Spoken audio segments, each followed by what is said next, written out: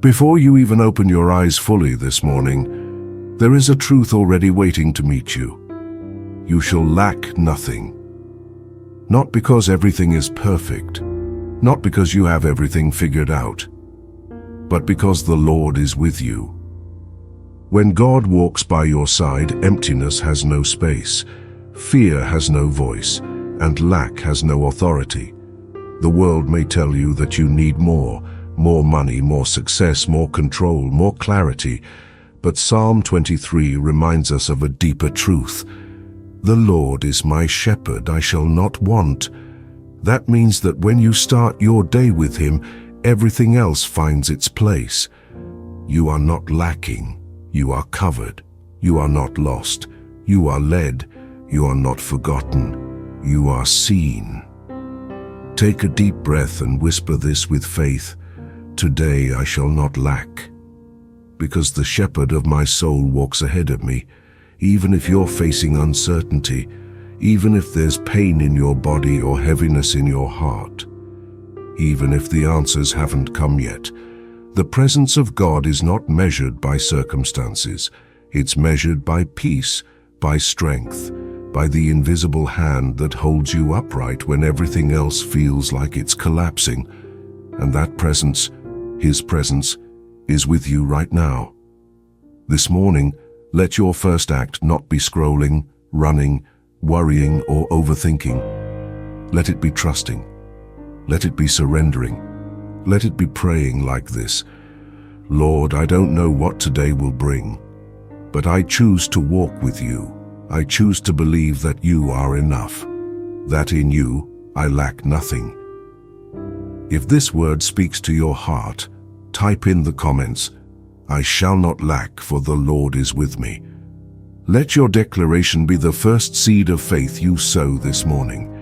You may not see the harvest yet, but it already began in your spirit. Repeat this truth throughout your day. Write it down. Speak it aloud. Let it echo in the silence when doubts try to return. Because when God is your shepherd, peace follows you, provision finds you, purpose awakens in you, and above all, you are never alone. Sometimes we wake up feeling overwhelmed by everything that needs to be solved. The bills, the deadlines, the people depending on us, the silent battles no one sees. And before we even finish our first thought, anxiety knocks on the door of our mind. But what if this morning, instead of carrying all of it alone, you remembered something powerful? God already knows. He knows what you need. He knows what you're missing. He knows the burdens that haven't even reached your lips in prayer yet. Before a single word leaves your mouth, His heart has already heard your soul. Jesus said in Matthew 6:8, Your Father knows what you need before you ask Him. That changes everything. You are not praying to inform God of something. You are praying to connect with the one who already has the provision prepared. This means that while you were sleeping, heaven was not silent. While you were worrying, God was already moving. While you were wondering how you would make it, grace was already on its way. You don't have to convince God to care. You don't have to prove your pain to be heard. You just need to come to Him. So this morning, pray not with desperation, but with trust, not with fear, but with expectation. Close your eyes for a moment and say, Lord, I believe that you see me. I believe that you already know what I need, and I rest in that truth. If this spoke to your heart, write this in the comments. God already knows, and I trust Him. This isn't just a phrase, it's a step of surrender, a seed of peace. Maybe the answer hasn't come yet, but that doesn't mean God is absent. It means the process is still unfolding, and His timing is never late, only precise, always faithful. Even the things you forgot to ask for, He sees. Even the cries you buried under your smile, He hears. Even the part of you that can't express what hurts, He understands. And when the time is right, the door will open, the peace will come, the provision will flow, and you'll look back and realize He was working the whole time. This morning is not just another morning. It's an invitation to trust deeper, to rest more, to stop striving and start believing, because the God who holds your future is already walking in it, preparing everything you'll need. Not everything you want will arrive today. Not every door you're praying for will open this morning. But here's the good news. Everything you truly need will not be missing, because the God who watches over you is a God of daily provision, not just for the distant future, but for this exact moment. We often think of miracles as big, dramatic shifts, but many of the greatest miracles happen in the ordinary, in the breath you're taking now, in the strength you didn't think you'd have, in the quiet peace that settles in even when nothing around you has changed. Give us this day our daily bread, Jesus taught us to pray. Not tomorrow's bread, not next month's answers, but today's portion. God's provision is perfectly measured. It doesn't always come early, but it always comes on time. He's not interested in overwhelming you. He wants to sustain you, guide you, and form your heart in the journey. Maybe today you need patience. Maybe today you need courage. Maybe today you just need enough energy to keep going. Whatever it is, He knows. And He will not let your soul go empty. You don't have to figure out the next 10 steps. Just trust Him for today's grace. That's where the miracle lives. Close your eyes and say this with quiet confidence.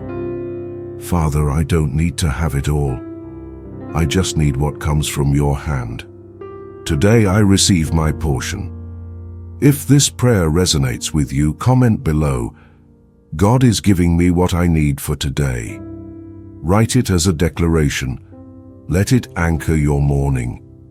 The world tries to fill you with urgency, with pressure, with the illusion that you must have more, do more, achieve more right now. But God works differently. He gives you peace in pieces, strength in silence, answers in time, and blessings in the present. And when you stop to notice, you'll realize that many of the things you once begged for are now simply part of your day. That's provision. That's love. That's the Father who cares about your daily walk. Don't let today be consumed by fears of tomorrow. Open your hands, let go of the anxiety, and receive what heaven has chosen for you in this exact hour. Not what your emotions demand, but what your spirit needs. Because what is essential is already being delivered, even now. There is something deeply comforting about knowing that you are not alone in this journey, that someone is watching over you, even when you feel lost or unseen. And not just anyone, but a shepherd. A faithful one. Psalm 23 begins with this simple yet profound truth. The Lord is my shepherd. Not a distant ruler, not an impersonal force, but a shepherd, someone who walks with the sheep, knows them by name, defends them from danger, and ensures they are fed, guided, and protected. That's who God is to you this morning. While the world runs ahead chasing its own plans, you are being gently led by the one who knows the way. While others seek to control every detail of their lives, you are guided by the one who sees the end from the beginning. While many feel forgotten in the noise, you are remembered, cared for, and counted every single day. A faithful shepherd doesn't leave the sheep when storms come. He gets closer, he covers them. He stands between the wolves and the flock. And that's what God is doing for you, even now. You may not always feel His hand, but that doesn't mean it isn't there. His guidance is sometimes gentle, His presence is often quiet, but His love is unshakable. And the shepherd knows what you need not just physically but emotionally, spiritually, and mentally. He knows the fears that rise before dawn. He knows the questions you're too tired to ask. He knows the fatigue that doesn't come from lack of sleep, but from the battles inside your soul. And he responds with care, with rest, with direction. He leads you beside still waters, not because you deserve it, but because he is good. He restores your soul, not because you've earned it, but because he knows you need it. He walks with you through dark valleys, not to scare you, but to prove he never leaves. So today, don't rush ahead. Let him lead. Don't try to carry it all. Let him sustain you. Don't fear what's coming. The shepherd is already there. You don't have to see the whole path. You only need to trust the one who walks before you.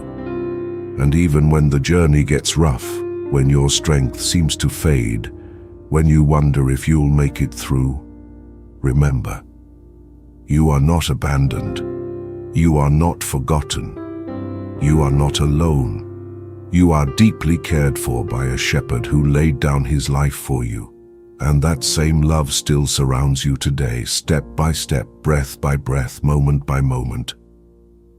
There are mornings when you wake up and everything seems the same. No new message, no door opened, no clear answer, and your heart whispers, maybe nothing is changing. But faith answers back, things are already changing, because God already spoke. You see, divine provision doesn't start with visible results. It starts with a word, a promise, a declaration from heaven that overrides circumstances and creates new paths where there were none. In Genesis, God said, "Let there be light," and light existed before the sun, before the moon, before any physical source. That's how powerful his word is. So if God has declared provision over your life, it doesn't matter what your bank account shows today. If he declared healing, it doesn't matter how you feel this morning. If he declared restoration, it doesn't matter how broken things still look. What you see may look delayed, but what he spoke is already in motion. His word is the seed. Your faith is the soil, your praise is the water, and in due time the harvest comes. Today, instead of staring at the absence, focus on the promise. Say it aloud. My provision is not limited to what I see, it's rooted in what God said. If you believe that, declare it in the comments. I trust his word more than my reality. Let your words align with his truth, not your fears. Faith was never about denying reality. It's about believing in a higher one. And God's reality is this: you are already provided for. Maybe not in the way you expected, maybe not in the time you preferred, but he is faithful, and what he says never returns empty. That's why you can walk with peace through uncertain terrain. That's why you can rest when others panic, because your eyes are not fixed on the problem, but on the promise. You're not walking by what you feel. You're walking by what you believe.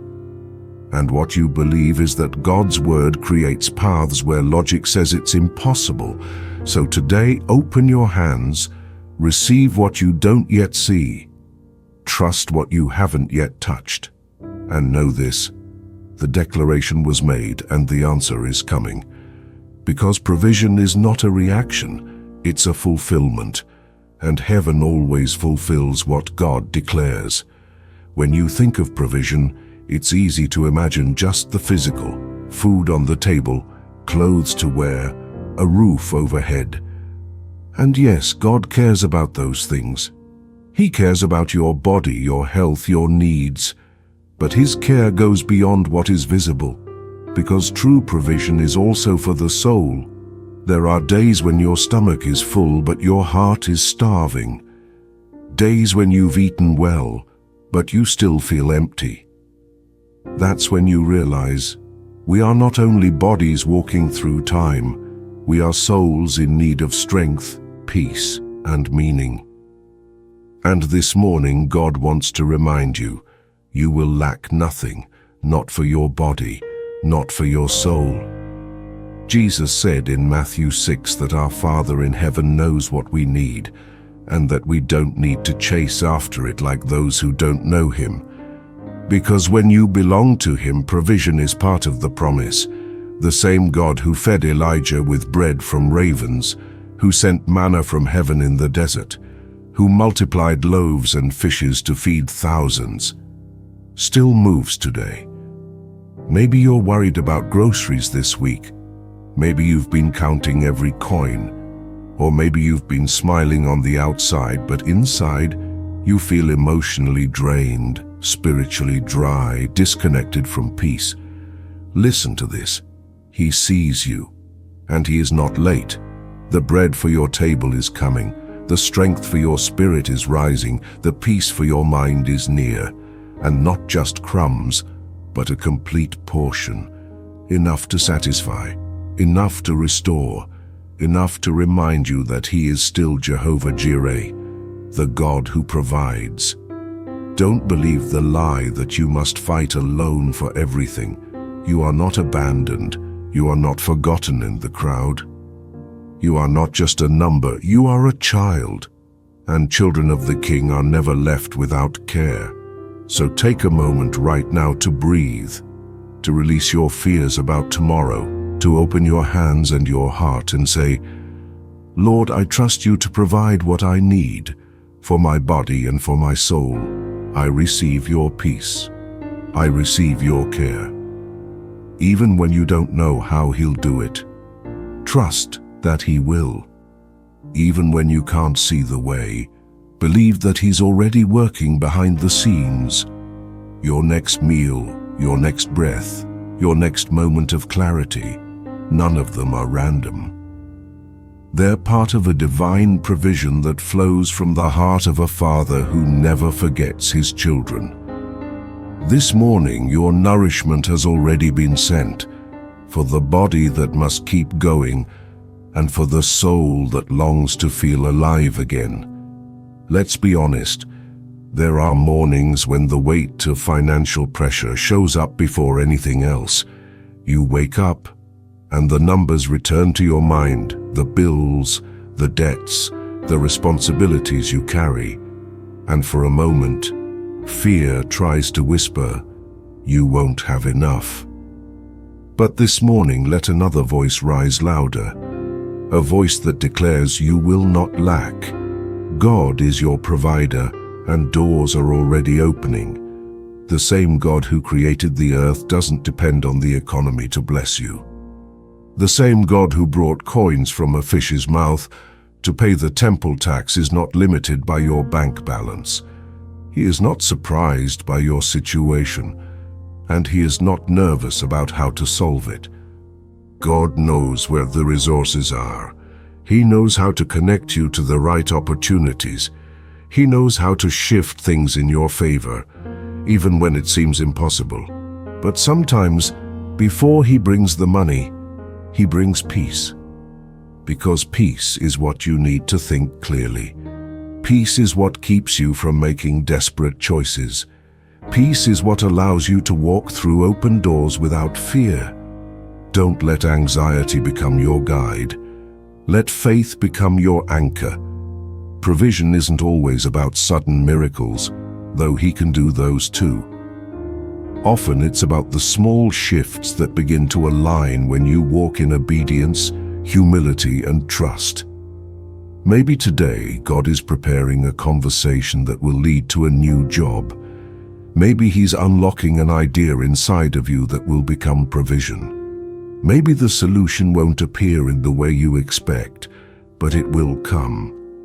Because He promised, "My God shall supply all your needs according to His riches in glory by Christ Jesus."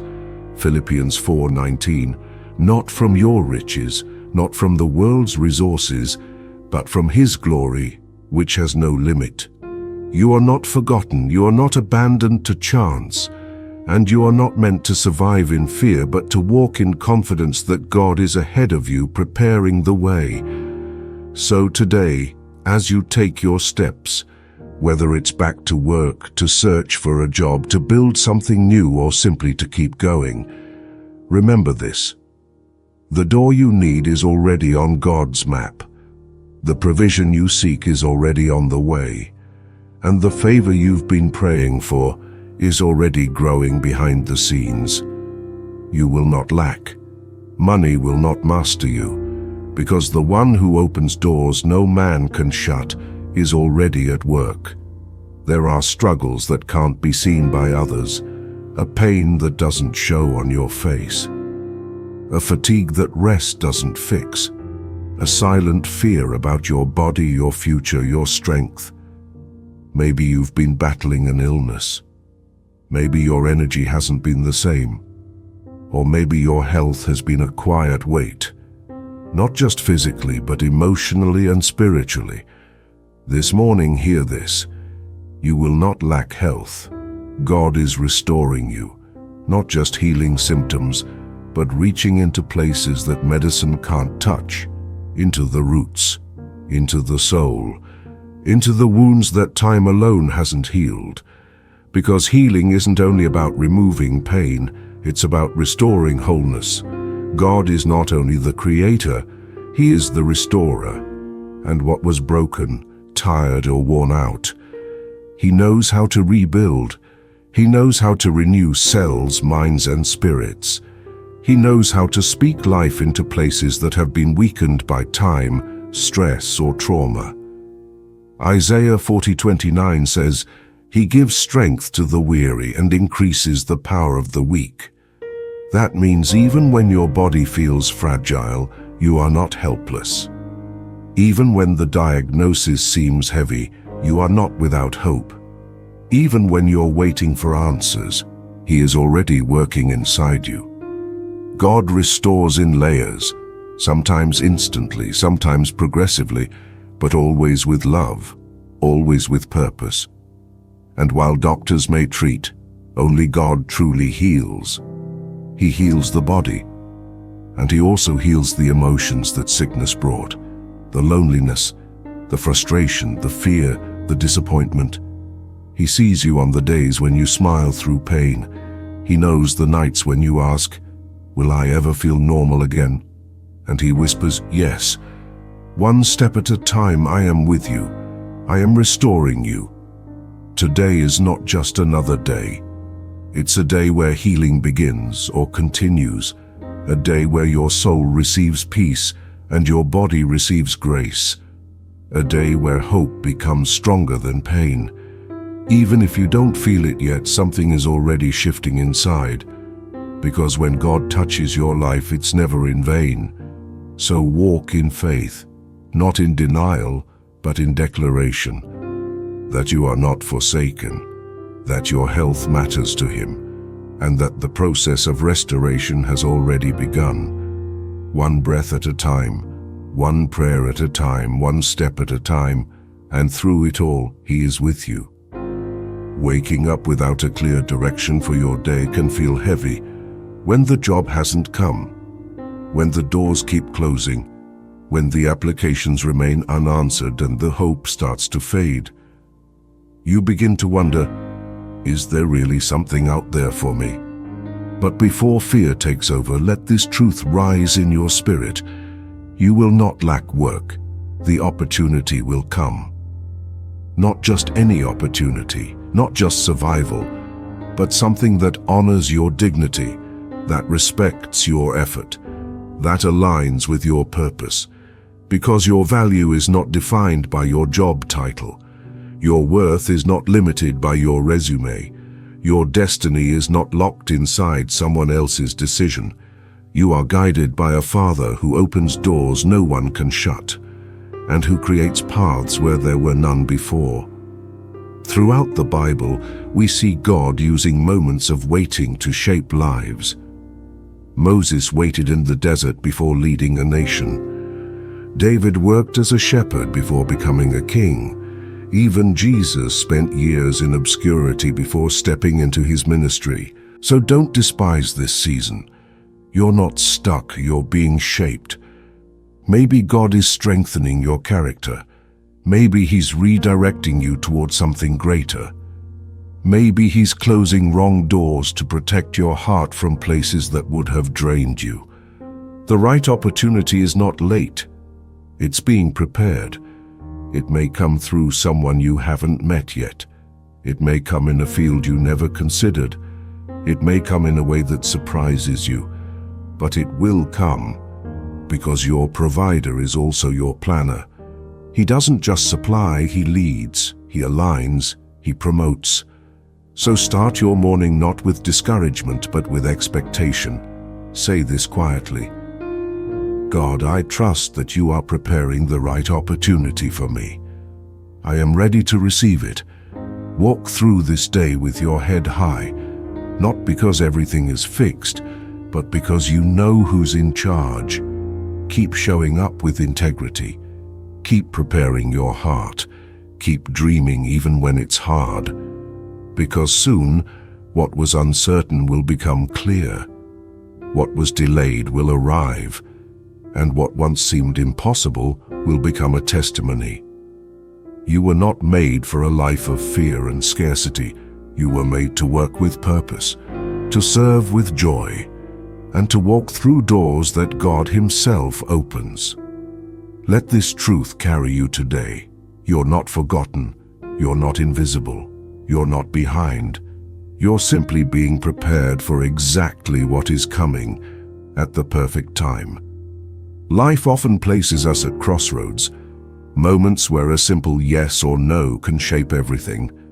A move, a new job, a relationship, a financial step, a decision that could affect not just your today, but your entire future. And when those moments come, fear tries to rise. What if I choose wrong? What if I miss what God had for me? What if I don't hear His voice clearly?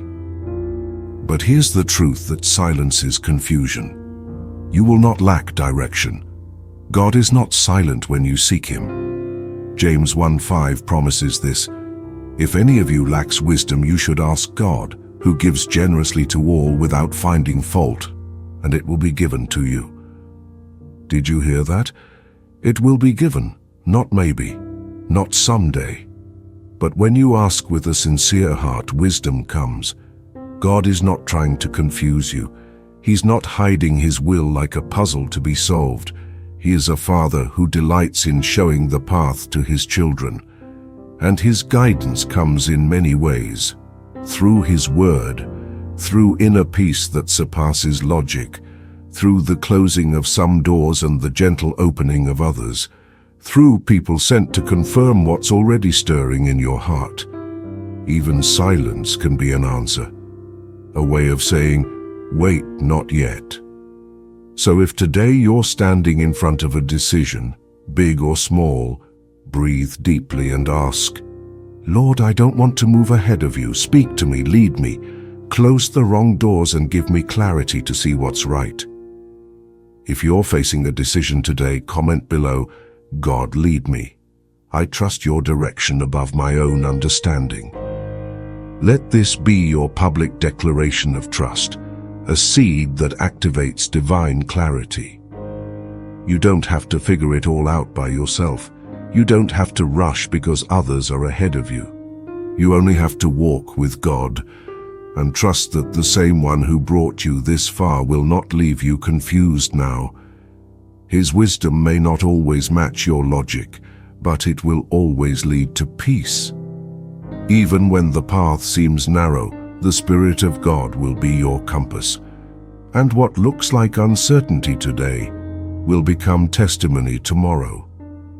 He's not only the God of open doors, He's the God who gives you the wisdom to know which one to walk through. There's a quiet ache that many carry, not the pain of a wound you can point to, but the silent longing to be seen, known and loved truly. Maybe you've experienced heartbreak. Maybe people came into your life and left without explanation. Maybe you've given your best and still felt ignored. Or maybe you've been surrounded by people, yet deeply lonely inside. But today, Let this truth breathe peace into your soul. You will not lack true love, because love, in its purest form, doesn't begin with people. It begins with God. 1 John 4:19 says, "We love because He first loved us." That means the source of love is not in someone else's affection, approval, or presence. It's in the unwavering, unconditional love of the one who created you with care, knows your every detail, and still calls you worthy. God's love isn't seasonal. It's not based on performance. It doesn't fade when you fail or disappear when you're weak. His love pursues. His love stays. His love transforms. And when you're rooted in that kind of love, you begin to see yourself differently.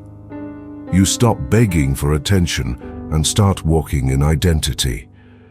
You stop chasing validation and start living in peace.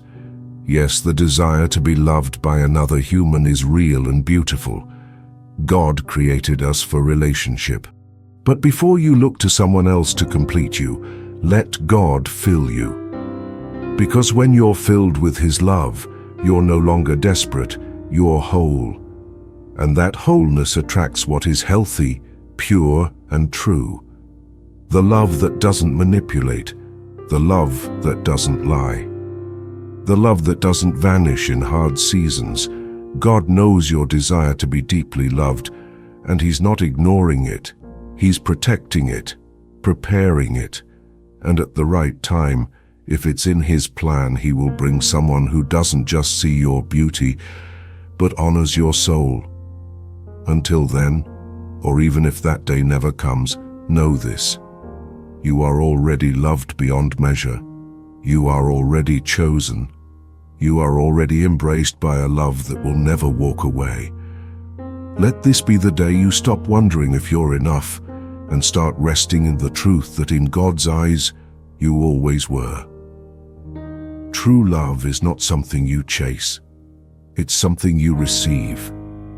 First from God, and then from those He chooses to surround you with.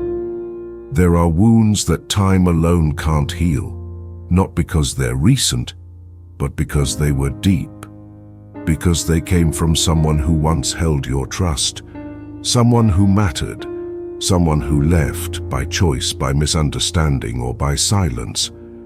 And maybe this morning, even without speaking their name, your heart still carries the weight of that distance. But hear this gently. You will not lack reconciliation. What was broken can be healed. What was lost can be restored. What was silenced can speak again, in the time, way, and grace that only God can orchestrate. Because our God is not just a restorer of things, He's a restorer of people, of families, of friendships, of stories that seemed over. Reconciliation doesn't mean pretending nothing happened. It doesn't mean forcing your way back into someone's life. It means allowing God to move hearts, soften pride, bring clarity, and create moments of truth, healing, and connection. Sometimes the person who left also carries pain, but hides it well. Sometimes they don't even know how to return, and other times they're waiting for a sign, just like you are. That's why we don't push. We pray. We don't control. We trust. If the relationship truly mattered, and if it still carries purpose, God will not let it disappear without first offering redemption. And even if full restoration doesn't come the way you imagined, peace will, closure will, understanding will. Because when God touches a memory, it no longer brings torment, it brings wisdom. When God touches a name, it no longer stirs pain, it stirs prayer. So today, lift that relationship before Him. Maybe it's a child, a parent, a friend, a partner, someone who once stood close and now feels miles away. Say this quietly from your heart: Lord, I give you what I can't fix. I place this relationship in your hands. Heal what we broke. Bring back what still has life. and give me peace for what won't return. Forgiveness is often the first step. Humility is the second. And then, God does what only He can do. Even in silence, He speaks to hearts. Even in absence, He prepares the ground. Even when it feels forgotten, He is working. So hold on to this hope. Reconciliation is not impossible, it's being written. Maybe not today, maybe not tomorrow, but in God's perfect time, love finds a way back. There's a kind of prayer that only a parent knows. A prayer whispered through tired lips in the early hours. A plea made with tears no one else sees. A cry not for yourself, but for the ones you love most, your children. No matter how old they are, newborns, teenagers, or adults, they never leave your heart. You carry them in your thoughts, in your worries, in your hope, and sometimes in your silence. But today, let this promise anchor your soul. You will not lack protection for your children, because the same God who watches over you, watches over them, even when they're far, even when they don't listen, even when you can't be with them physically. He is. Psalm 121:7 says, "The Lord will keep you from all harm. He will watch over your life." That includes their lives, their steps, their paths. God sees when your child walks into a difficult environment. He surrounds them when they don't even realize they're being protected. He places people, detours, delays, all working quietly as shields in moments you'll never fully know. Sometimes the enemy tries to plant fear in your heart. What if something happens? What if I'm not there? But fear is a liar, and love, divine love, casts out fear. You don't parent alone. You don't guard alone. You don't guide alone. There is an invisible covering over your children, one you activated every time you prayed, every time you whispered their name before God, every time you surrendered what you couldn't control. Maybe they're going through a season of rebellion. Maybe they're facing pressure, temptation, confusion. Maybe they're walking a path you wouldn't have chosen for them. But even then, especially then, the hand of God is not shortened. He can reach their heart. He can open their eyes. He can protect their soul while you keep interceding in the quiet. So this morning, release them once again. Not into the world, not into fear, but into the arms of the only one who can be everywhere at once, their true Father. Say this from your spirit: "Lord, I entrust my children to you. Be their covering, their guide, their peace, their defender." And know this: God's protection is not temporary. It's not weak. It's not reactive. It's intentional, powerful, eternal. He guards not only bodies but futures, not only minds but callings, not only paths but purposes. Your children are not alone. They are not unguarded. They are not outside the reach of grace, because the one who holds the stars also holds your family. There's a kind of tension that doesn't always come from the outside world. Sometimes the battles we face are not in our workplace or our neighborhood, but inside our own home. Misunderstandings, conflicts, words spoken too fast or too harsh, silences that grow heavy, atmospheres that feel like walking on eggshells, and when peace disappears from the place that should be your safe haven, everything feels out of balance. But this morning, receive this promise with hope. You will not lack peace in your home. Not because everyone suddenly becomes perfect, not because every problem vanishes overnight, but because God is the God of restoration, and peace is one of His greatest gifts. John 14:27 says, "Peace I leave with you, my peace I give you. I do not give to you as the world gives." That peace isn't based on circumstances. It's not fragile. It doesn't depend on who's right or wrong. It flows from a presence, the Spirit of God dwelling in your heart and in your household. And yes, He can dwell there. Even if your house has known shouting, even if tension has visited your kitchen, even if wounds have been formed under your roof. God is not afraid of broken spaces. He enters them. He transforms them. He brings order where there was chaos, light where there was darkness, and healing where there was division. Sometimes the key to peace starts with one person willing to surrender pride, one person willing to speak softer, one person willing to invite God into the conversation. Maybe that person is you, not to carry it all, but to be the vessel through which God flows into your family. He can calm the heart of a spouse. He can soften the anger of a child. He can restore the bond between siblings. He can break generational cycles that have repeated for decades.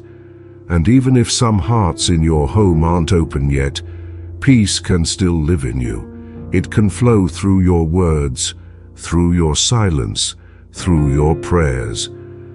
Sometimes peace is not the absence of noise, but the presence of grace.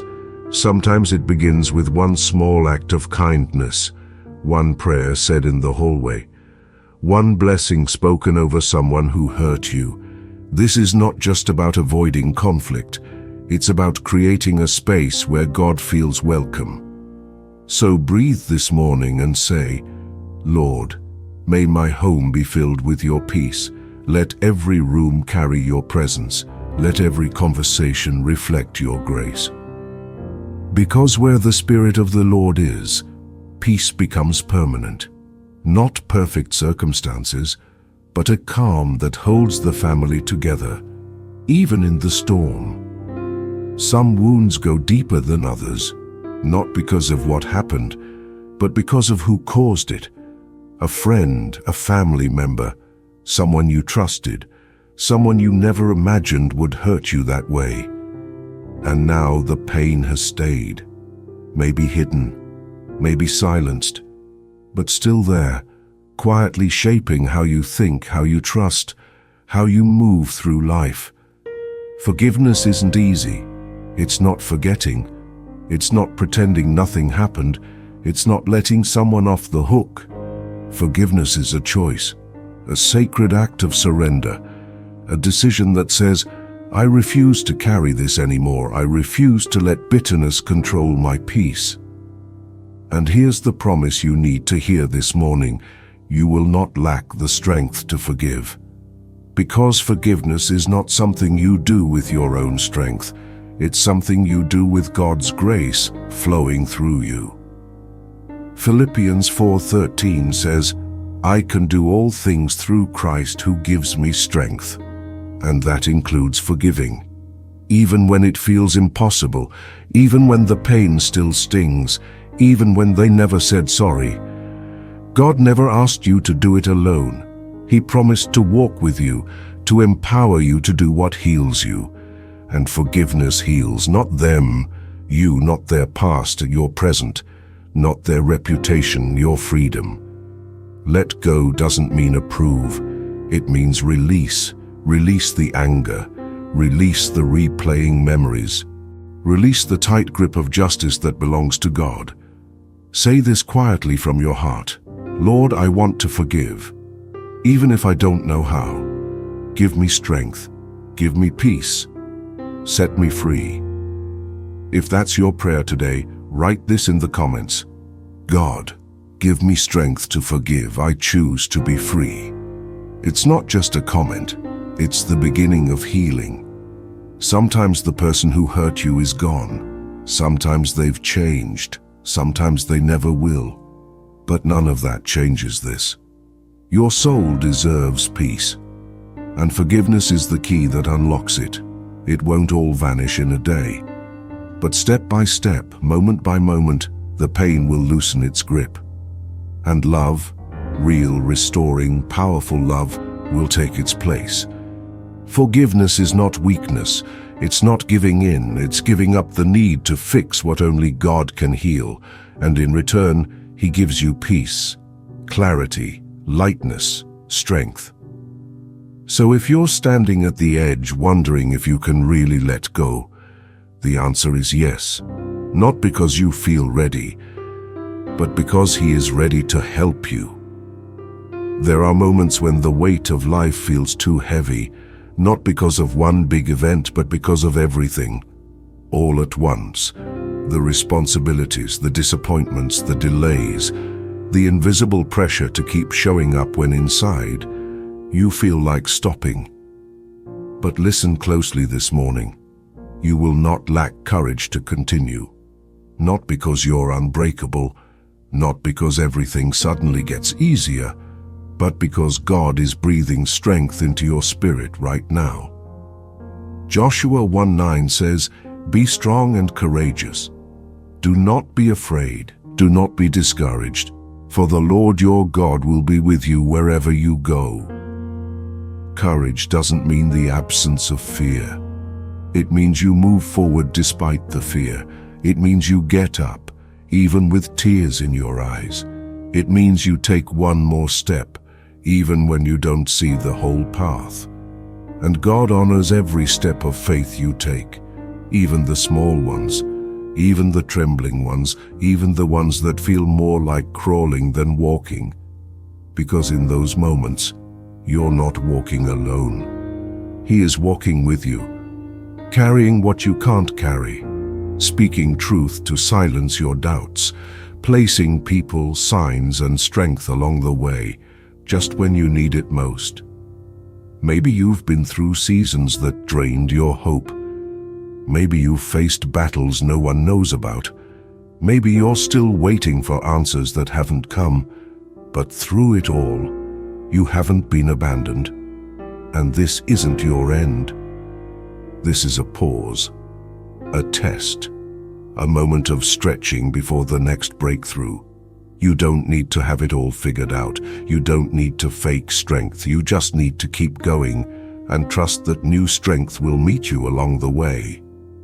Say this to yourself as a quiet declaration. Even when I'm tired, I will move forward. Even when I doubt, I will keep walking, because God is with me, and He is my courage. You are stronger than the thoughts that tried to paralyze you. You are braver than the fear that whispers you'll fail. And you are not the same person who started this journey. You've grown, you've endured, you've survived. And now, you will rise again, not in your own power, but in the power of the One who never gave up on you. So take that next step, even if it's small, even if it feels unsure. Because every step you take brings you closer to what God prepared for you. There's a kind of joy that doesn't depend on good news, a kind that survives bad reports, heavy mornings, and unanswered prayers. A joy that lives deeper than emotion. It's rooted in faith. And that kind of joy is not manufactured. It's given. And today you're being reminded of something powerful. You will not lack joy, even in difficult days, because God doesn't wait for the storm to pass to give you peace. He doesn't wait for everything to be resolved to lift your spirit. He meets you in the hard moments, with unexpected comfort, with gentle reminders that He's still here, with glimpses of light when everything else feels gray. Psalm 16:11 says, "In your presence there is fullness of joy." That means joy isn't found in perfection. It's found in His presence. Even when nothing around you changes, something inside you can shift. A quiet strength, a deep breath, a sacred smile that rises not from circumstances, but from the assurance that you're not alone. You may cry and still carry joy. You may hurt and still hold hope. You may feel the weight and still rise with gratitude. Because joy is not about pretending everything's fine. It's about recognizing that even in the struggle, God is still good. He's still faithful. He's still providing breath, beauty, and little miracles hidden in ordinary hours. Look closer. Joy is in the details. A message that came at just the right time. A sunrise that softened your heart. A verse that spoke directly to your situation. A moment of laughter you didn't expect. God places these small seeds of joy in your path, not to ignore your pain, but to carry you through it. So even if today is difficult, even if the weight is real, joy is not out of reach. Say this slowly: Lord, I receive your joy. Not because of what I feel, but because of who you are. And when the day tries to take your peace, return to that place, the place where His presence lives. Because in that place, even your darkest hour is not without light. You are not doomed to live a life of heaviness. You are not forgotten in sorrow. You are not sentenced to sadness. You are being filled, gently, daily, fully, with a joy that carries you when your strength runs out. And this joy is your testimony, your weapon, your reminder that God is still working even here, even now. Some days feel like you're standing in the middle of a storm, not just around you, but inside you. Questions swirl. Emotions crash like waves. Fear whispers louder than faith. And the sky that was once clear now feels heavy, dark, uncertain. But right now, in this very moment, there's a truth rising above the noise. You will not lack peace, even in the middle of the storm. Because peace is not the absence of trouble. Peace is the presence of someone greater than the storm. Jesus once stood in a boat with His disciples while the winds roared and the waves threatened to swallow them whole. And while they panicked, He slept. Not because He didn't care, but because He wasn't afraid. When they cried out, "Lord, don't you care if we drown?" He stood, spoke, and the storm obeyed. Peace. Be still. And the same voice that calmed that sea is speaking over your life today. Maybe the situation hasn't changed yet. Maybe the noise around you hasn't quieted. But the storm does not have the final word. Jesus does. And His word is peace, not temporary, not shallow, but deep, lasting, eternal peace that holds your heart when the world is shaking. You might not control the waves, but you can choose where you place your focus. Will you stare at the storm, or will you look at the one who commands it? This morning, take a moment to shift your gaze from the wind to the Word, from the fear to the Father. Say this from your heart: Lord, I don't ask you to remove the storm. I ask you to anchor me in your peace. Because the truth is, sometimes the storm doesn't leave right away. But even then you can be calm within the chaos. That's what sets you apart. Not that you avoid trouble, but that you carry peace that passes understanding even in it. God didn't promise a life without storms. He promised His presence in the storm. He promised strength when you're weak, hope when you feel surrounded, and peace even when the winds won't stop. So if today feels turbulent, uncertain, loud, breathe. You are not drowning, you are not lost, you are held. And the storm you're facing now, it doesn't scare God. It doesn't stop His hand. It doesn't cancel His plan. Peace is with you right here, right now. There are seasons in life when everything seems to end. Plans fall apart, relationships break, doors close, and the future you imagined no longer exists. In those moments, it's easy to believe the lie that it's too late, that you missed your chance, that starting over is impossible. But heaven is whispering something different over your soul this morning. You will not lack hope to begin again, because hope is not based on your circumstances, It's anchored in who God is. And your God is not just the author of beginnings. He is the God of new beginnings, the God who brings life from what looked dead, the God who makes rivers in the desert and paths through the wilderness. Maybe what ended left a scar. Maybe it left silence. Maybe it left you unsure of who you are now. But the end of a chapter is not the end of the story. It's the moment where grace turns the page. God doesn't ask you to rebuild alone. He doesn't shame you for the ruins. He steps into the dust and says, "Let's start again, together." Isaiah 43:19 says, "See, I am doing a new thing. Now it springs up, do you not perceive it? I am making a way in the wilderness and streams in the wasteland."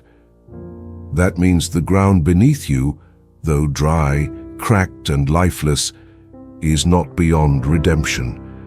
It can bloom again. Your heart can feel again. Your purpose can reignite. Your days can be filled with meaning again. And it won't look like what was lost. It may not resemble your old dreams, but it will carry something deeper: healing, maturity, beauty from ashes. You may need to grieve before you begin again. You may need time. You may need to forgive yourself or others or life itself. But the spark of hope that God placed in you, it's still alive. It just needs a little breath, a little light, a little faith to say, "I don't know what's next, but I trust you to lead me there." This morning, hope is not asking you to leap, just to take one small step, to believe that God still has more for you. That failure is not your identity. That loss is not your final chapter. That something beautiful can still be born from here. The past may explain you, but it doesn't define you. What defines you is the grace that still calls your name. So begin again, not in fear, but in quiet confidence that He who began a good work in you will be faithful to complete it. There's a kind of tiredness that sleep can't fix, a weight in the mind, a restlessness in the soul, an exhaustion that builds slowly from overthinking, worrying, carrying too much for too long. Maybe you've been showing up for everyone, smiling on the outside but feeling drained on the inside. Maybe your thoughts have been racing, your peace disrupted, your nights long and heavy. But this morning, hear this promise clearly and personally. You will not lack mental and spiritual rest, because the one who created your body also created your soul, and He knows when you're weary. Matthew 11:28 is not just a verse, it's an invitation. "Come to me, all you who are weary and burdened, and I will give you rest." Not just physical rest, not just a nap or a pause, but deep, restoring, soul-level rest. The kind of rest that silences anxious thoughts, that lifts invisible burdens, that soothes wounds you didn't know you still carried, that clears the fog of doubt and fear. God is not calling you to strive harder today. He's calling you to rest deeper in Him, to stop carrying what's not yours to fix, to trust that while you rest, He works. And rest is not weakness, it's faith. It's the holy act of saying, I don't have to be in control because God already is. So pause, breathe, close your eyes for a moment and say, Lord, I give you my tired mind, my anxious heart, my heavy spirit. I receive your rest. If you're in need of that rest today, type in the comments, God, I receive your peace for my mind and for my soul. Let this be your declaration, that you're not running on empty anymore, that your rest begins now. There's no shame in slowing down. There's no guilt in pausing, because your worth is not measured by how much you do, but by how deeply you're connected to the one who holds you. Today you don't need all the answers. You don't need to carry all the weight. You just need to lean back and let His presence cover you. Let His word quiet the noise. Let His Spirit renew your strength. Let His peace become your anchor. Because this is not the end of your story. It's the moment where God teaches you to walk not in pressure, but in peace. And from that peace, you'll rise stronger, not from your own effort, but from rest that came from heaven. There's a rhythm in God's care that is different from the world's. While the world demands speed, hustle, and constant doing, God invites you into something sacred: rest. Psalm 23:2 says, He makes me lie down in green pastures. Not because you're weak, not because you failed, but because He knows your soul needs rest, even when you try to ignore it. Green pastures are not just about scenery. They represent provision, safety, stillness, and renewal. They are the places God leads you to when He knows you've been running on empty for too long. Sometimes we resist rest. We feel guilty for stopping. We think we need to earn peace. We believe everything depends on us. But a shepherd who loves you doesn't let you collapse. He gently leads you to rest before you break. He says, lay it down. You've done enough. Let me care for you now. That moment, when you finally exhale, that's where healing begins. That's where God's voice becomes clearer. That's where fear loosens its grip and your soul returns to stillness. Maybe today you're exhausted in ways words can't explain. Maybe you've been carrying too much, mentally, emotionally, spiritually, and maybe without realizing it, you've forgotten what it feels like to be still and feel safe. But in the hands of your shepherd, you are not in danger. You are not required to prove anything. You are not expected to perform. You are simply invited to rest in green pastures of grace. This isn't laziness. This is restoration. This is your soul returning to the rhythm of heaven, where peace is your portion and presence is your place of strength. Picture it now, a quiet field, soft grass beneath you, a breeze that carries no anxiety, and your shepherd standing close, watching over you, protecting you, delighting in your stillness. That's what today can be, not another race, but a return to rest. Let your heart say, Lord, lead me to the green pastures you prepared for me. Help me rest, not just in body, but in soul.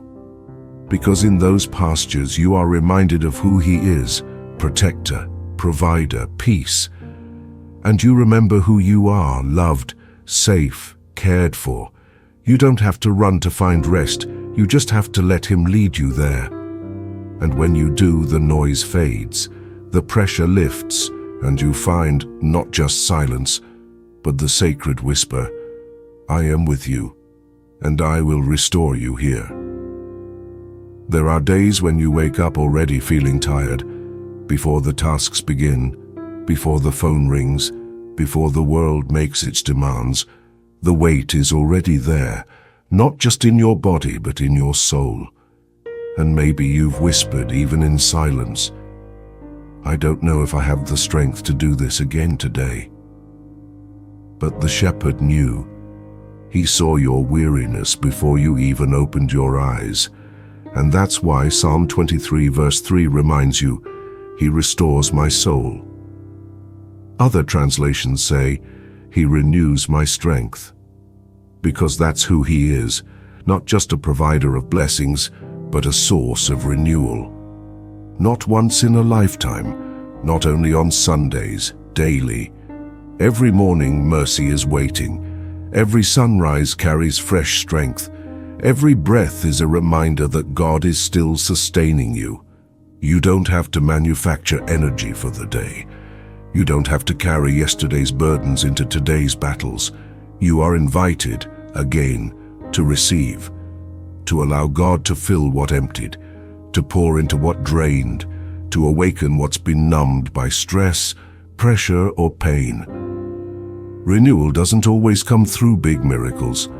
Sometimes it's found in small moments. A quiet prayer before you begin, a deep breath in the presence of God, a verse that sparks life back into your heart, a reminder that you are not doing this alone.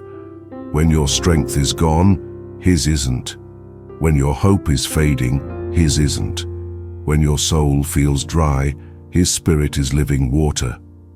God doesn't shame you for needing renewal.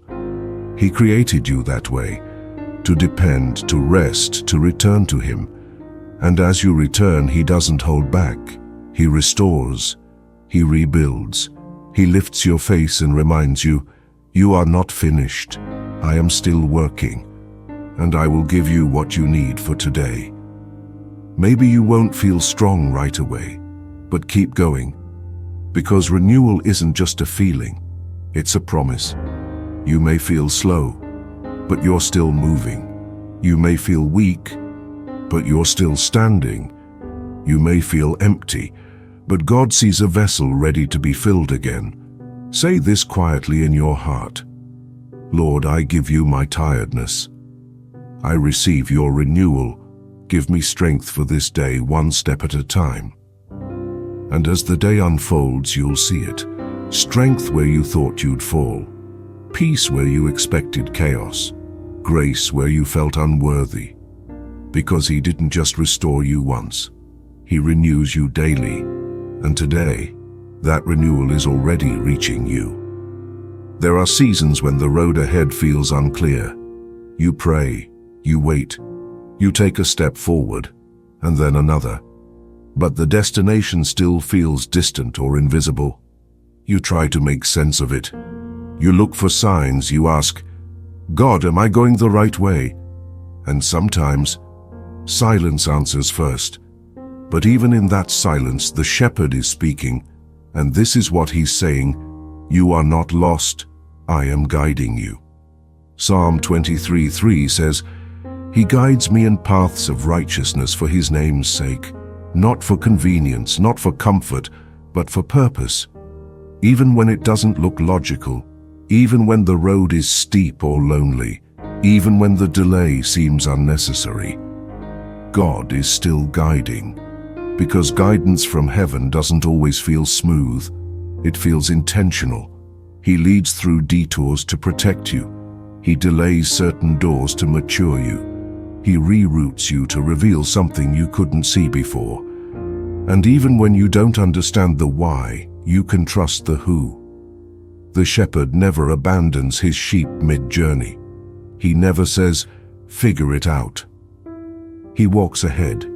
He chooses the terrain. He watches every step, and when needed, He carries you. Sometimes we want clarity before we move, but God often gives peace, not explanations, because He's not just taking you somewhere, He's forming something inside you. Trust, endurance, character, faith.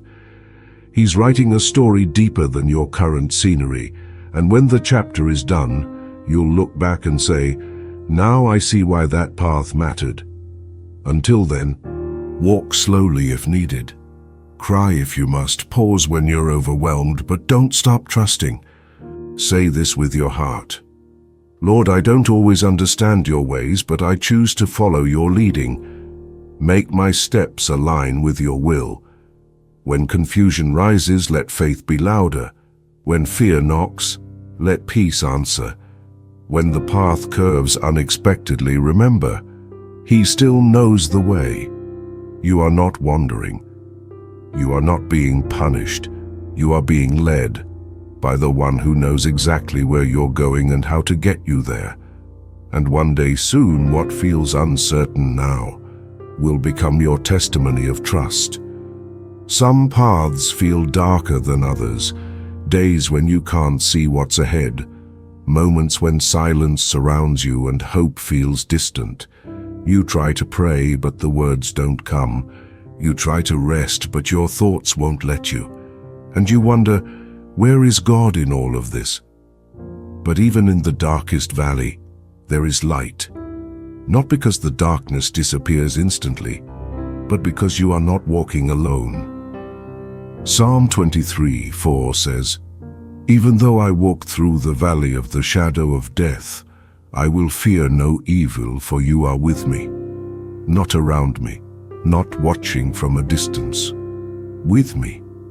God doesn't send you through the valley, He walks through it with you.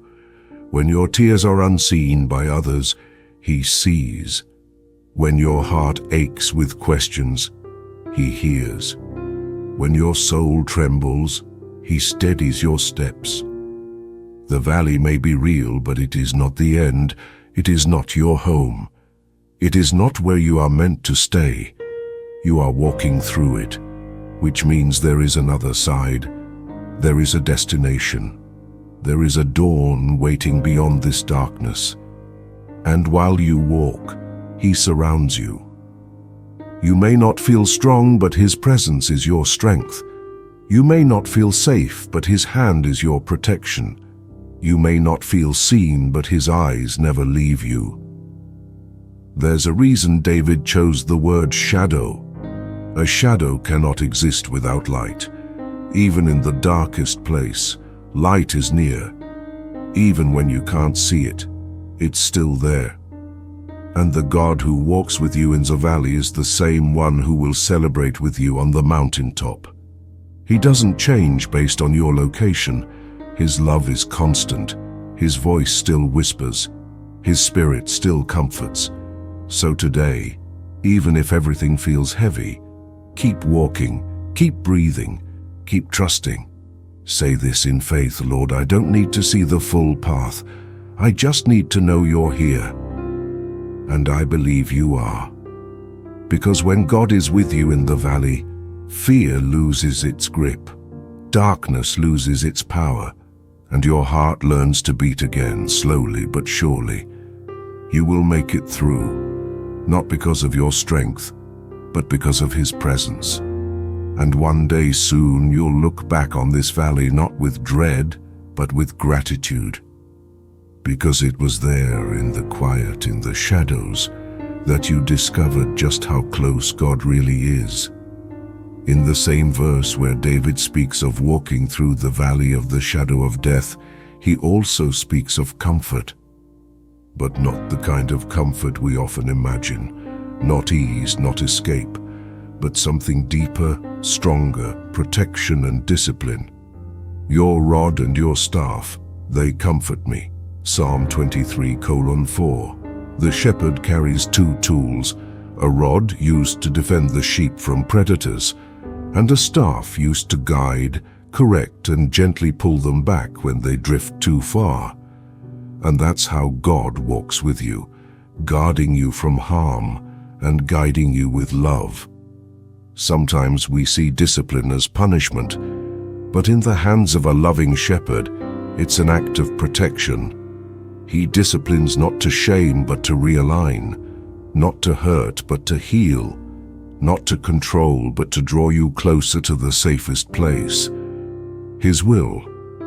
There are dangers you never saw because His rod was already raised against them. There are detours you never took because His staff gently redirected you.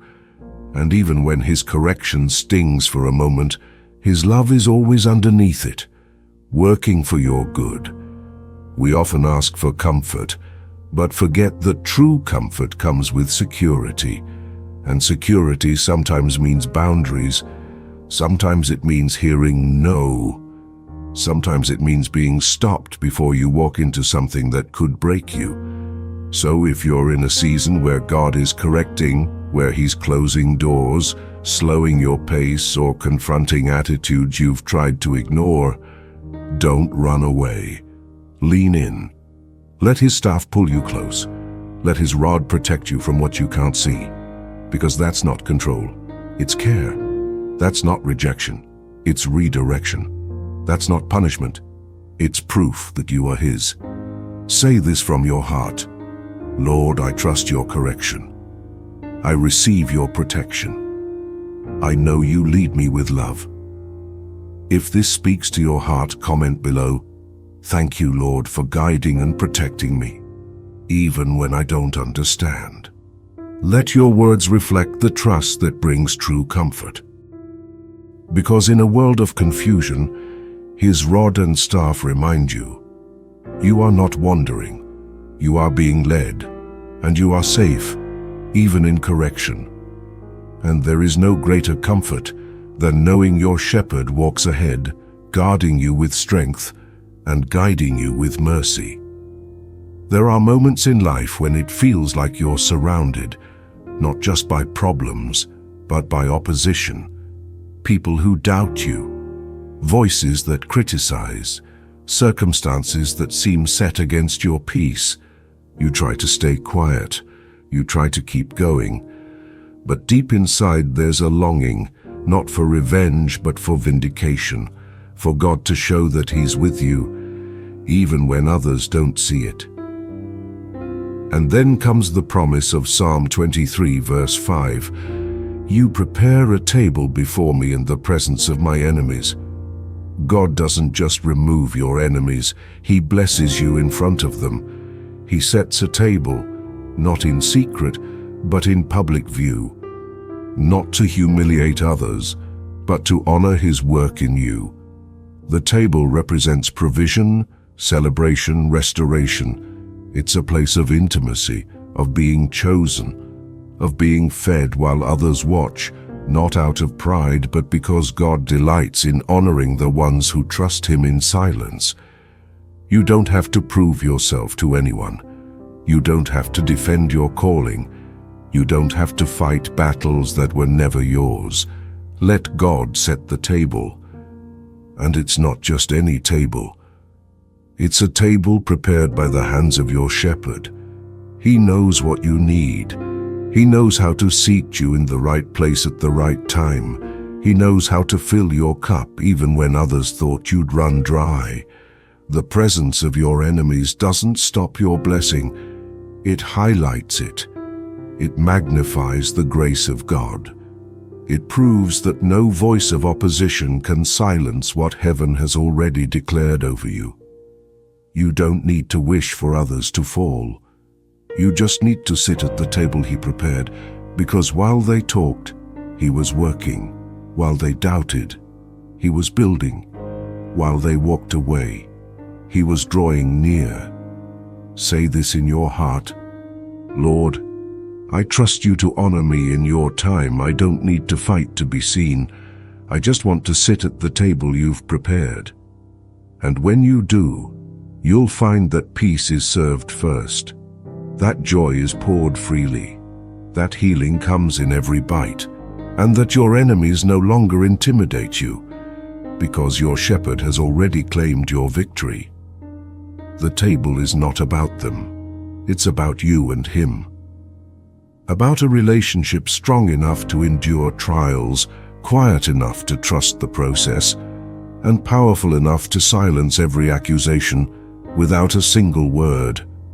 Not all battles are visible. Some wounds come from places no one saw. Some storms begin in silence, in a word spoken behind your back, a plot you didn't know was forming, a spiritual weight that appeared without warning. There are attacks that come in the open, and others that come in the dark.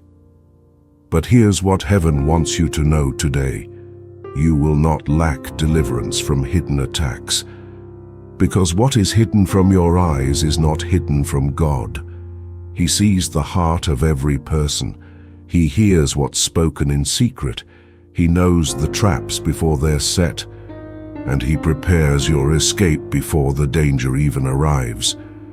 Psalm 91 says, He will rescue you from every hidden trap of the enemy. That means there is divine strategy surrounding your life. A layer of protection you didn't see, angels assigned to your steps, doors that closed not to hurt you, but to shield you. Sometimes what feels like disappointment is actually deliverance. Sometimes the delay was not denial, but divine defense. You don't need to chase explanations. You don't need to prove anything. You just need to trust that God is fighting for you behind the scenes. There are attacks that didn't reach you because He intercepted them. There are words that never touched you because he silenced them. There are plans that were reversed before you even sensed the danger. And even when the attack reaches your awareness, you're not alone. The one who guards you neither sleeps nor forgets. Yes, the enemy is real, but so is your deliverer. The Lord is not only your shepherd, he is your shield, your defender, your fortress. You don't need to fear the dark because the light walks with you. You don't need to overanalyze the actions of others because your peace does not depend on their intentions, but on God's intervention. Say this to your heart. Even what I cannot see, God sees. Even what I don't understand, he controls. I trust him to protect me completely. Let that trust carry you today. Let it release you from suspicion, paranoia, and anxiety. Let it ground you in faith, because you are not exposed. You are not vulnerable to every evil. You are covered, even when you don't realize it. And in time, you will look back and understand, God wasn't only walking with you, he was standing in front of you, shielding what you couldn't fight on your own. There are moments when being silent feels like weakness, when holding your peace seems unfair, when you've been misunderstood, falsely accused or betrayed, and everything in you wants to speak up, fight back and prove your truth. But you didn't. Not because you didn't have the words, but because something deeper told you, let God handle it. And this morning he's reminding you, you will not lack justice. God himself will vindicate you. You are not forgotten in your silence. You are not overlooked because you chose peace. You are seen by the God who defends the innocent, who lifts up the humble, and who brings truth to light at the right time, in his way. Psalm 37:6 says, he will make your righteousness shine like the dawn, your vindication like the noonday sun. That means what's hidden will be revealed. What's twisted will be corrected. What was used against you will be used for your promotion. But vindication in God's hands looks different. It's not about revenge. It's not about public humiliation. It's about restoration. It's about honor returning to where it was once stolen. It's about your name being lifted, not by your own hand, but by his. Maybe people have walked away believing lies. Maybe opportunities were lost because of injustice. Maybe your heart still aches for closure. But the truth is, God saw it all. And the same way he saw Joseph in the pit, Daniel in the den, and Jesus on the cross, he sees you. And he is not passive. He is not indifferent. He is already working behind the scenes, preparing the moment where what was wrong will be made right. Not in your timing, but in the timing that carries the most weight, the most peace, and the most redemption. So today, you don't need to carry bitterness. You don't need to keep rehearsing the injustice in your mind. You don't need to defend yourself in every room. Say this quietly, Lord, I trust you with my name. I trust you with my truth, and I believe you will bring justice in your perfect way. Justice is not about others losing. It's about you being restored, your peace, your voice, your purpose. And when God vindicates you, it's complete, it's undeniable, it's lasting. You will rise not with anger, but with grace, not with vengeance, but with dignity. And not to prove anything, but to walk freely, knowing that he who defends you never fails. There are seasons when you feel overlooked, when your efforts seem invisible, when others rise ahead of you, when your name is left out, your voice unheard, and your heart wonders, will anyone ever see the value I carry? But today, God reminds you of something eternal. You will not lack honor, because he has already anointed you. Psalm 23:5 says, "You anoint my head with oil, my cup overflows." In biblical times, oil symbolized favor, healing, calling, and honor. It was poured over kings and prophets, not to make them greater in their own eyes, but to declare, "This one is chosen, set apart, marked by heaven." And this same oil, this same spiritual covering, has been poured over you. Not because of your resume, not because of your reputation, but because of His grace and purpose for your life. You may not wear a crown, but you carry an anointing. You may not stand on a stage, but heaven has recognized your faithfulness. You may feel forgotten by people, but you are honored by God. And when God honors, no one can take it away. Not envy, not silence, not betrayal, not delay. There is an anointing on your life that goes beyond applause. It flows in secret, it strengthens you in private, and it positions you for what no one else can block. Sometimes the honor comes after the valley, after the battle, after the silence, but it comes, and it comes from the one who never misses a moment of your obedience. You don't have to push to be seen. You don't have to demand recognition. You don't have to explain your calling to those who can't see it. Just let Him pour the oil. Let Him prepare the moment. Let Him open the space where you will walk with confidence, not in pride, but is a quiet strength of someone who knows, God Himself has chosen me. Say this from your heart, "Lord, I receive the honor that comes from you. I don't chase platforms. I trust your timing. I walk in the anointing you gave me." Because when God anoints your head, you stop striving. You stop comparing. You stop fearing rejection. You simply rise with peace in your spirit and purpose in your steps.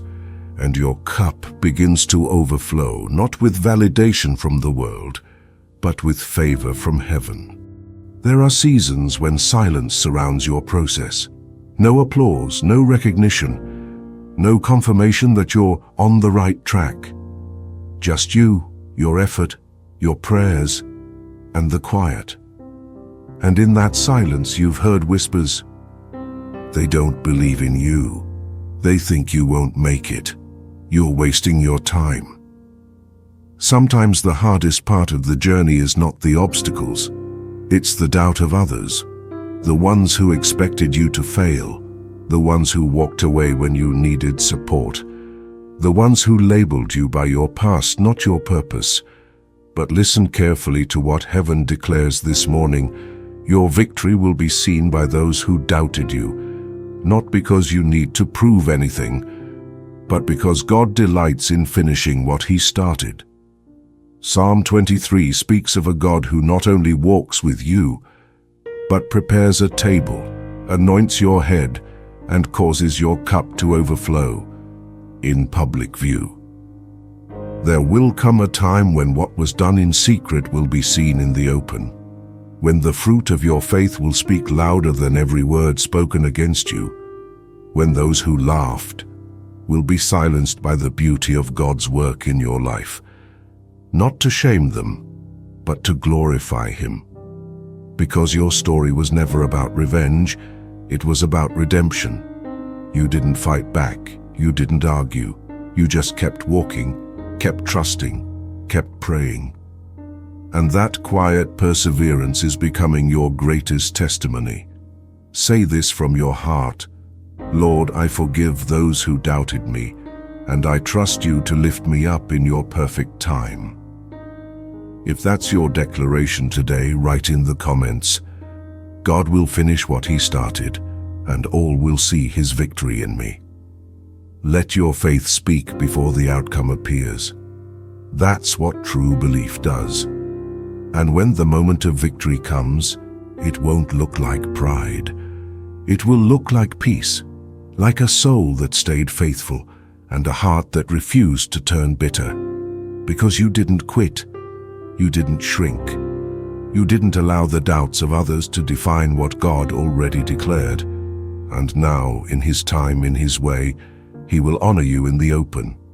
What they didn't see before, they'll see now. Not your power, but His hand, lifting you, blessing you, completing in you what no man could stop. There are seasons when all you ask for is just enough.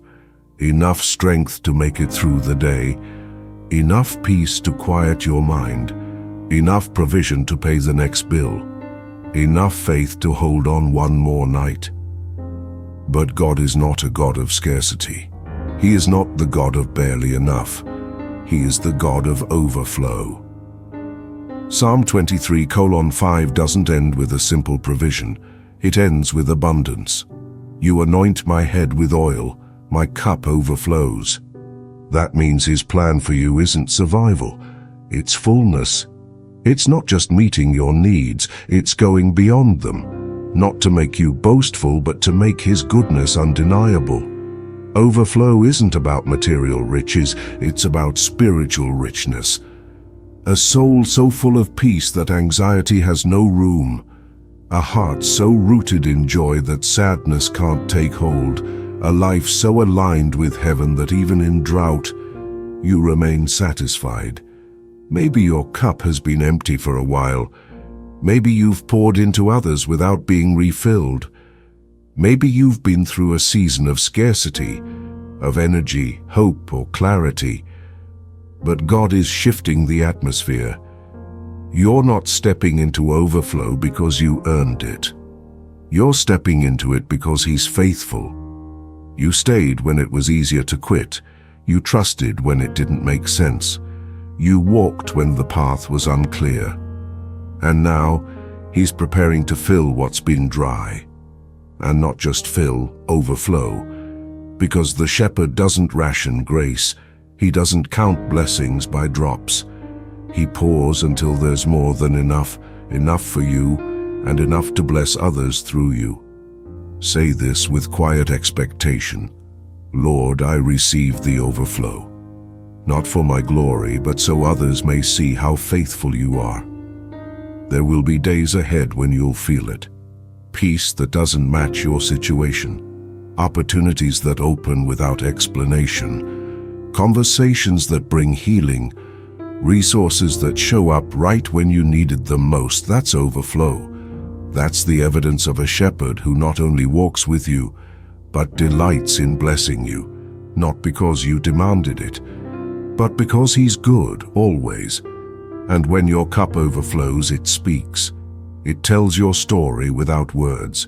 It reflects your journey without shouting. It says, "This one trusted me, and I did not disappoint." So lift your cup again, even if it's been empty, because He's not done pouring.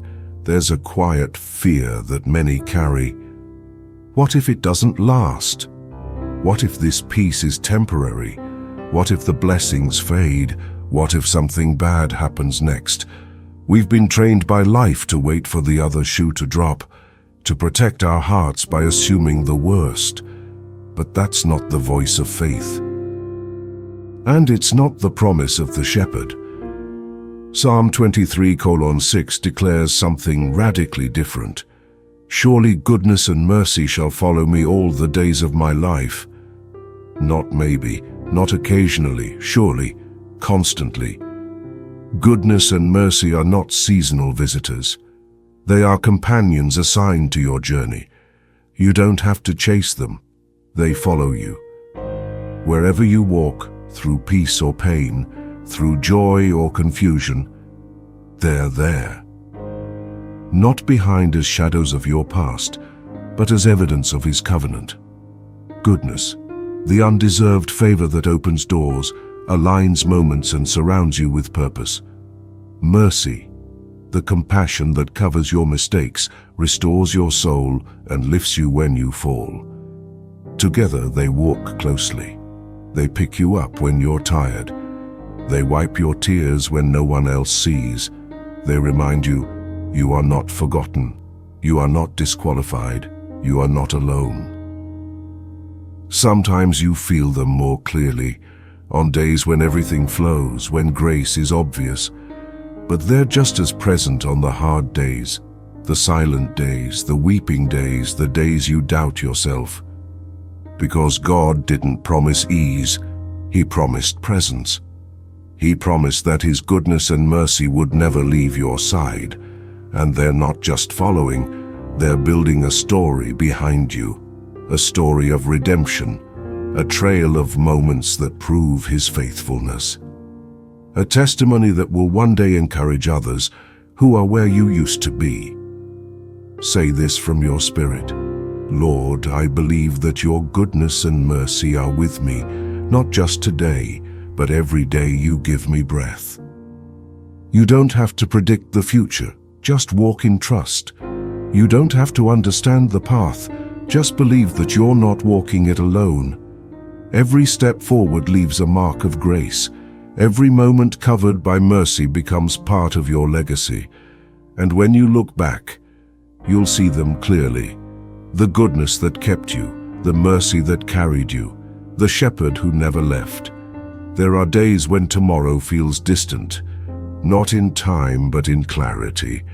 You look ahead and see question marks, uncertainty about your finances, uncertainty about your health, uncertainty about your family, your calling, your next step, and quietly fear tries to settle in. What if things don't get better? What if nothing changes?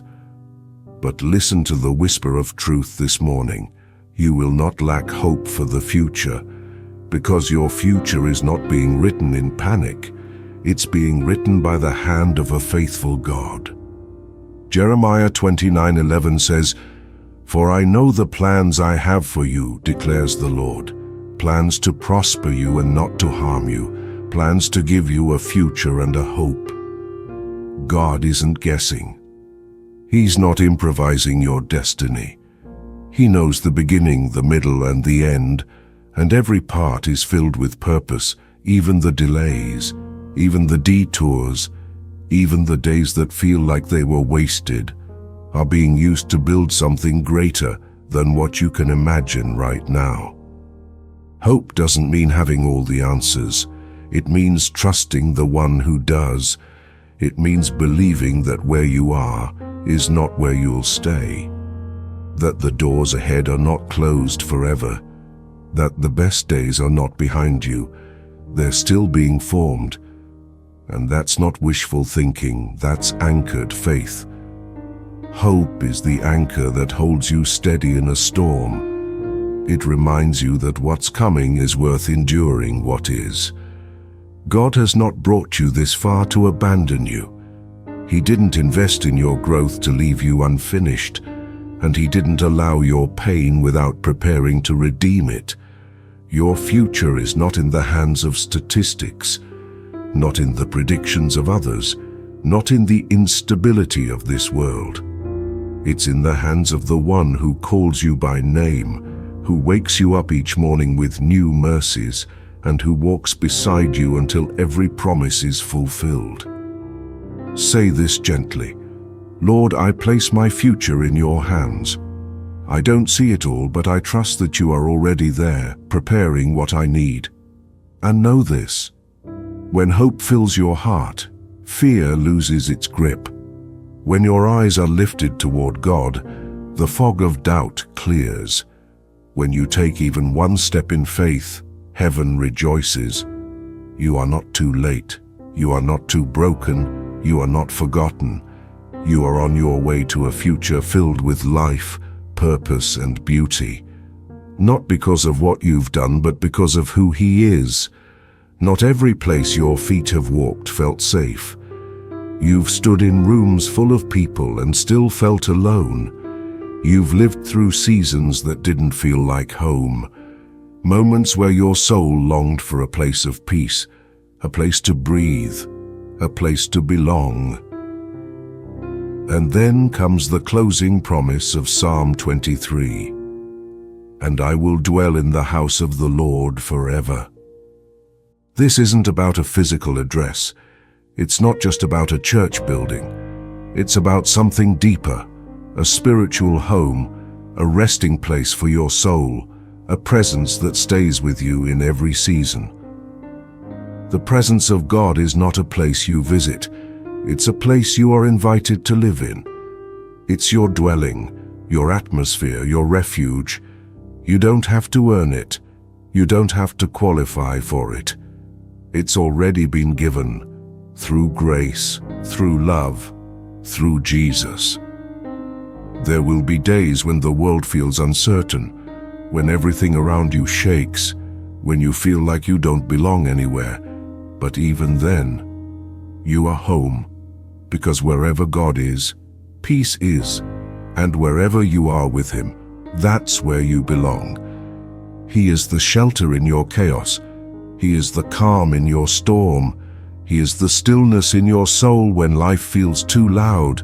And He's not just with you today, He will be with you forever. This means your future is secure. Not because you know what's coming, but because you know who is waiting there. Say this gently in your heart. Lord, may your presence always be my home. No matter where life takes me, let my soul live with you. You may walk through different cities, different jobs, different relationships, but the one place that never changes is the presence that walks with you. And one day when this journey ends, you won't be met by darkness. You'll be welcomed home, into the place your spirit always knew it was made for, into perfect peace, perfect love, eternal belonging, because more than a destination, the presence of God is your true dwelling, today, tomorrow, and forever. This morning is not just another routine, not just another prayer, not just another moment of silence between you and God. Something eternal is taking shape, even if you can't fully see it yet. Because in God, nothing begins without purpose, and nothing He starts ends in vain. You may think today is small, a seed, a quiet decision, a whisper of surrender in the middle of your ordinary day, but in the kingdom of God, the small is sacred. And what begins in secret will be fulfilled in glory. That peace you felt while praying, it's not just for today. That hope that flickered again, it's not momentary. That strength to keep walking, it's not temporary, it's eternal. Because God's promises don't expire, His words don't fade. His covenant with you wasn't written in sand. It was written in grace, sealed with blood, and sustained by love that never ends. Philippians 1:6 says, "He who began a good work in you will carry it on to completion until the day of Christ Jesus." That means what started today, this healing, this restoration, this renewal, won't stop here. It will grow, it will multiply. It will stretch across days, months, and seasons. And when the world forgets what happened, God won't. He remembers every seed sown in faith, every tear cried in surrender, every step taken in obedience. You are not simply living in a moment. You are stepping into a movement of grace that has no end. Say this in faith. Lord, what you began in me today, let it never end. Carry it forward until it becomes everything you dreamed for my life. If this speaks to you, comment below. What God starts in me today will never end. His promise is eternal. Let your voice agree with heaven. Let your words become a declaration that echoes beyond this day. Because this isn't the finish line, it's the beginning of something sacred. And when you look back weeks, months, or even years from now, you'll trace it all to this kind of moment. A prayer whispered in faith, a heart opened in trust, a promise embraced with hope. God finishes what He starts, and what begins today does not end here.